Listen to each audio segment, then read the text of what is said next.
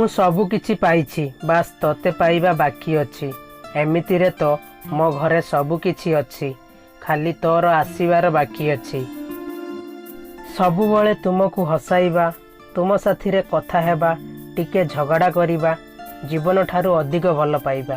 ମୁଁ ତ କେବଳ ଏତିକି ଚାହେଁ।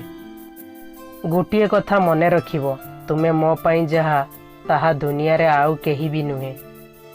ମୁଁ ବହୁତ ହସୁଥିଲି, କେହି ଜଣେ କାନ୍ଦିବା ଶିଖେଇଦେଲା। ମୁଁ ବହୁତ କଥା ବି କହୁଥିଲି, କେହି ଜଣେ ଚୁପ୍ ରହିବା ଶିଖେଇଦେଲା। ଏବେ ମୁଁ ଥକିଗଲି, ସେଥିପାଇଁ ଦୂରକୁ ଯିବା ଛାଡ଼ିଦେଲି। ଏହା ମାନେ ନୁହେଁ କି ମୁଁ ଚାଲିବା ଛାଡ଼ିଦେଲି।